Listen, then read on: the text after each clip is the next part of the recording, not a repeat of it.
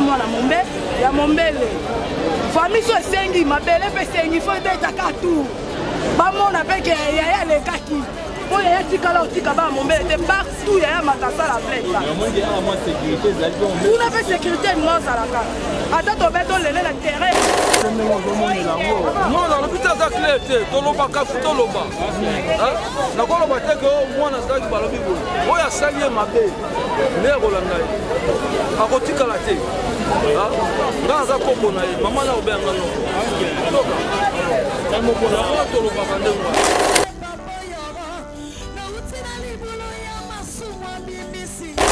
il revenait à Kinshasa et intègre le groupe Moyen Musica Maison-Mère en 2003.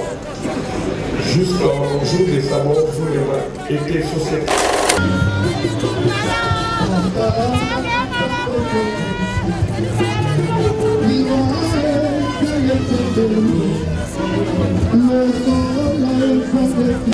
Et du sérieux dans tout ce qu'il faisait comme travail jusqu'au point où quand il montait pour démontrer ses œuvres.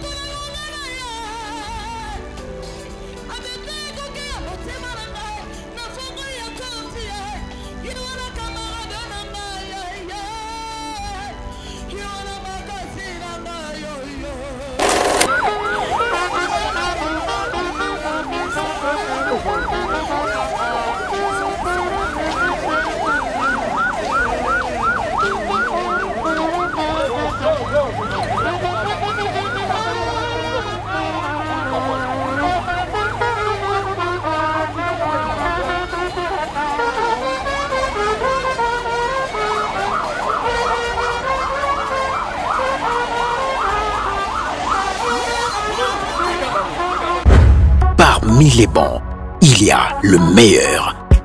Général Investment Service. Une société d'un Congolais aux capitaux 100% congolais. L'une des rares qui vous offre une gamme variée de services dans différents domaines. Nettoyage des façades des immeubles et de tout autre espace de vie. Dératisation, désinfection, désinsectisation. Production de papier hygiénique. Production de glaçons, spécialiste en logistique, spécialiste de l'immobilier, boulangerie, traitement des plaintes. Il met à votre disposition des camions-bennes pour l'évacuation des déchets et immondices. Le tout à des prix défiant toute concurrence.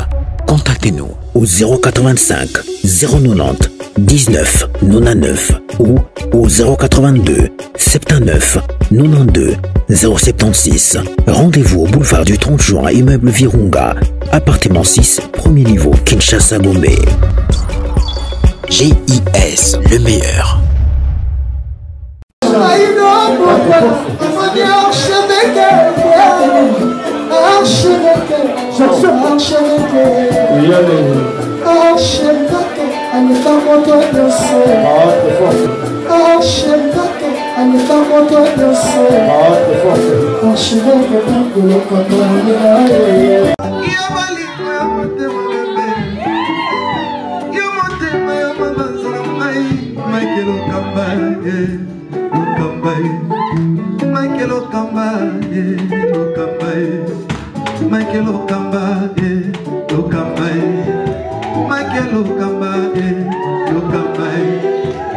Michael Okamba, omoni sikoyo l'artiste, c'est l'improvisation.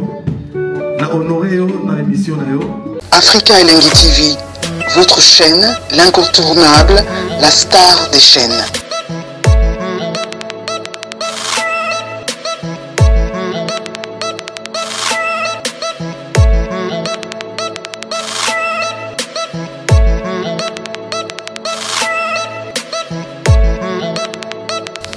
Africa Elengi TV, la magie de l'info.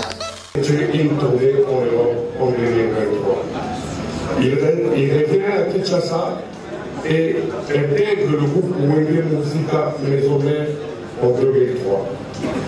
Jusqu'au jour de sa mort, Zoulema était sociétaire de Wenge BCBG, dont il était un des pionniers principaux. Au sein du BCBG, il a entretenu des bonnes réunions. Mais il était du sérieux dans tout ce qu'il faisait comme travail jusqu'au point où, quand il montait pour démontrer ses œuvres,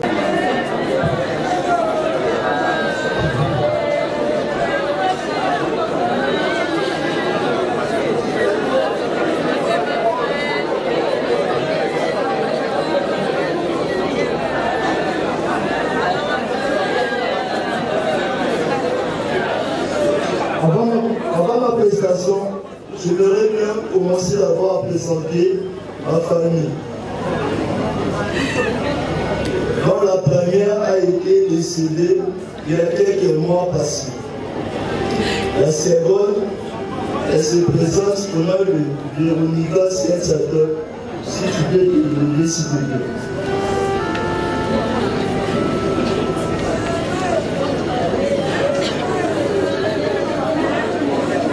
Après, il y a moi qui suis le troisième. Et notre cadet, Yves Ador.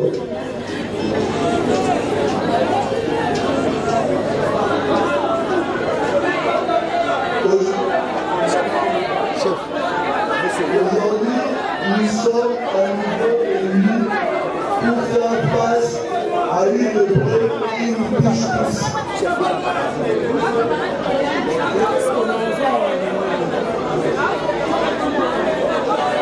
Mon père était plus qu'un musicien balancier. Il était un mentor, un ami, un pilier pour notre famille. Il était la personne qui m'appelait mon maître avocat, mon maître Giloka. Samoula. Sa musique résonnait au cœur de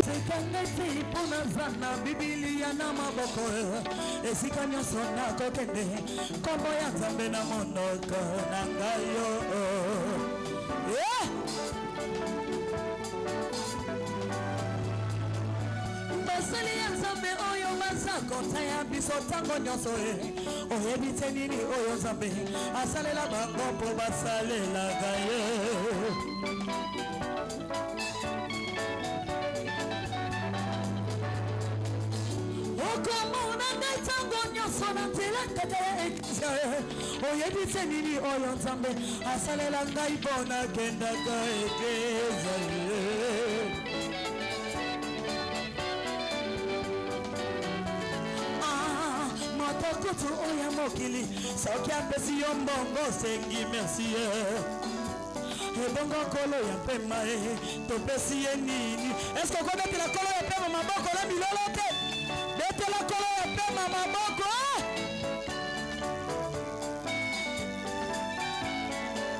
Angayo nazali reconnaissante na nzamba yo. Makabu asalela ngaya minene papa yoro na utina libulu ya masumwa bibi singa ye efika na salaki ya liwaya habibi singa yoro mikolo na ngai ya kovivre komakinde ya kotanga ye pongi na ngai na butu kaka bandoto mabe nani akopesa ngaloboko motona mtona oya ye na kanisa kilibota na ngai kosunga ngai pesa kinga mokongo na simba kimotona kolela ye mpaselekela kinga yo tamboyo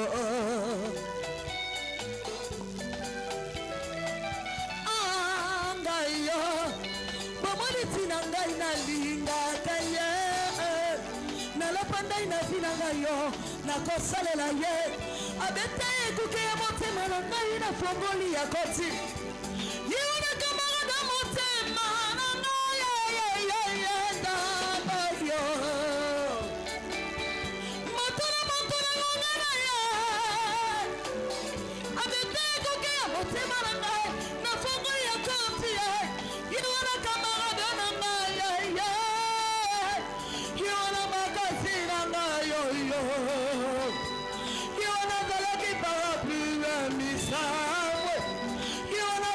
consolation nanga baboyo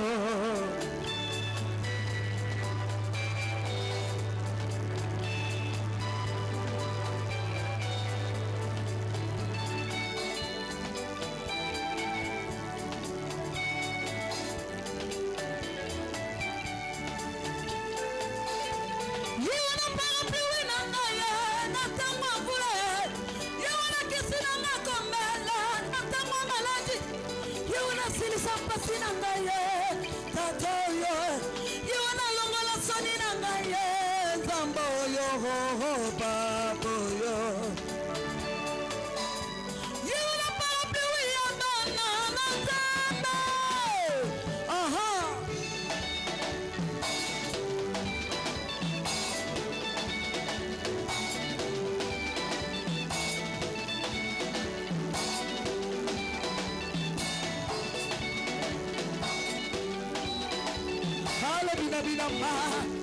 Ale bina bina go, ale bina bina ma, ale bina bina ma, ale bina bina ma, ale bina bina ma.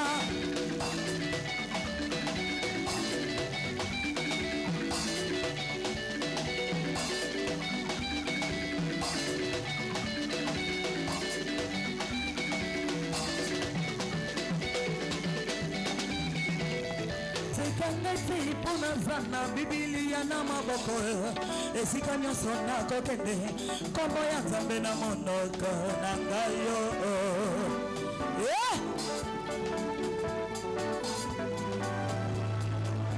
basali ya Nzambe oyo bazakota ya biso tango nyonso oyebi te nini oyo Nzambe asalela bango mpo basalelaka ye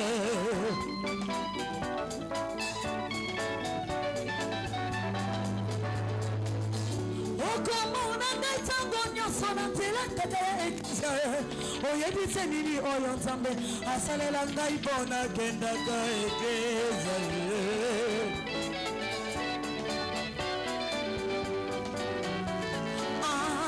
moto kutu oyo mokili soki apesi yo mbongo sengi merci ebongo kolo ya pema topesi ye nini eske okobetela kolo ya pema maboko na bilolo te betela kolo ya pema maboko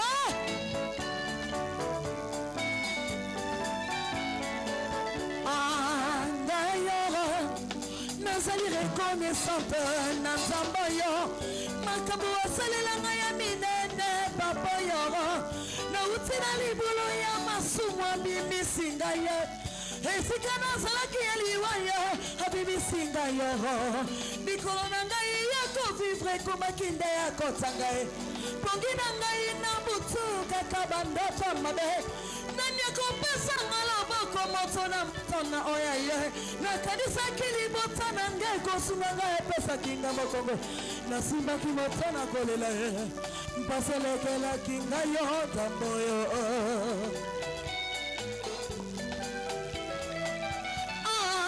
ngai yo bomoni tina ngai nalingaka ye nalapandai na tina ngai yo nakosalela ye abeta ekuke ya motema na ngai na fongoli ya koti yiwana kamara na motema na ngai dabayo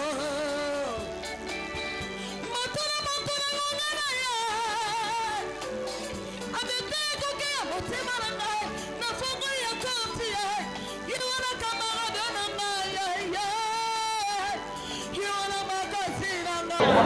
biso toyelikia zambi koyangi kokoyebisa biso ke nde tozwi bomoi balobi komboka nzambe yango wana tosambela misa lelo neliki enene te ndeko ya biso chaka zulema azwa bolembisi bwa masumu manso mpe ayingela oyo esengo balobi kolomokili tosambela Elisabeth Zulema, avant que Zulema, c'est aussi un grand porteur. Et nous allons faire la suite. Zulema, nous sommes dans la ville de Chaka Zulu. Zulema, nous sommes à Chaka. Chaka Zulu. Zulu, on est là, Zulu. On est là, Chaka Zulu, ça veut dire qu'il faut. On a fait une amie, il fait le kilo, ça. Après voilà, avec les rôles et après voilà. On met la chaka, on joue chaka zoom. Et quand on est musicien, et c'est la chaka zoom, et on est Zulema. Zulema, on peut la faire bien à voyez, le SPG a initié, la président de l'orchestre voilà, le rôle à la Zio. Et même de moi,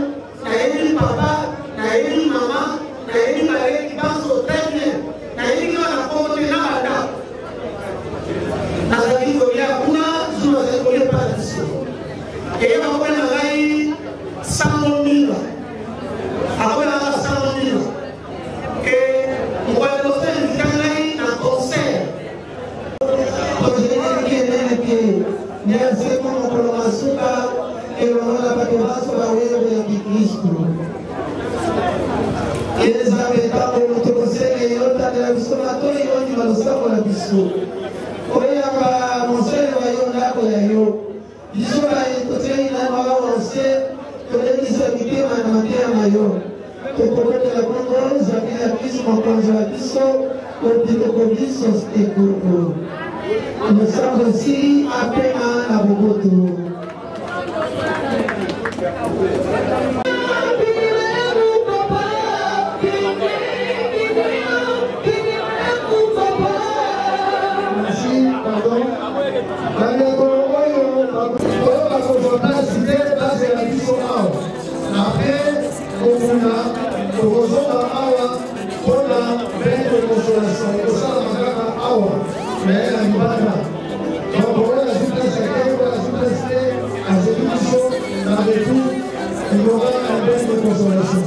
Nous laissons d'abord la place au commandement avant. C'est pas au thème du Bosso.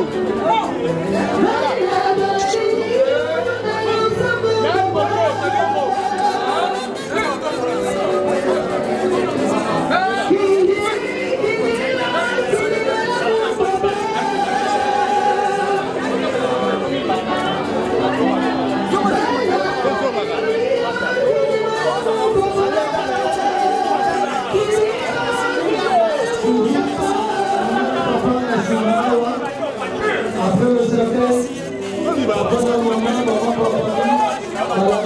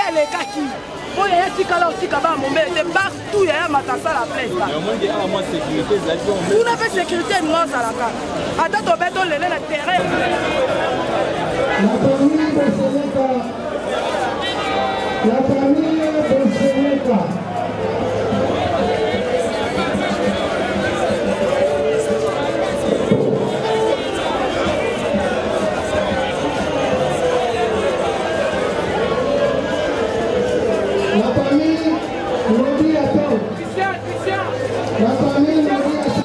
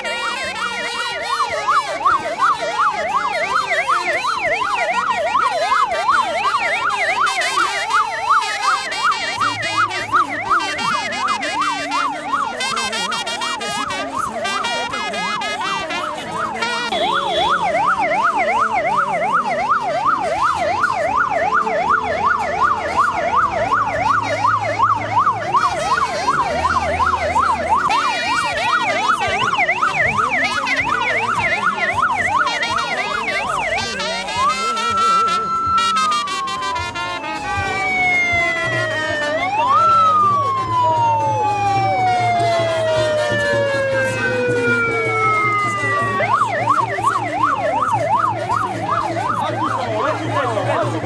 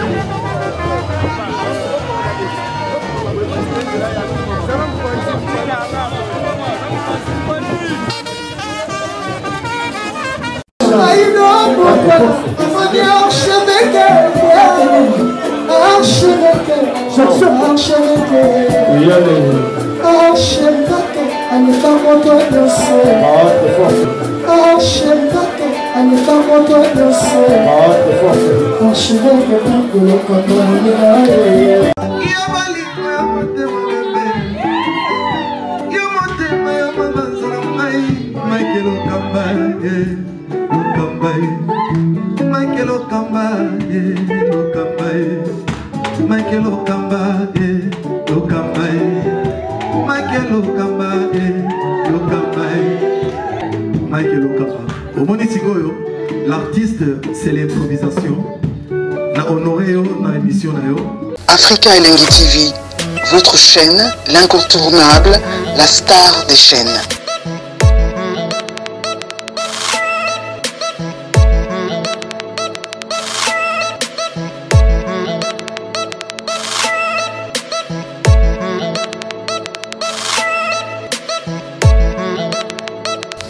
Africa Elengi TV, la magie de l'info.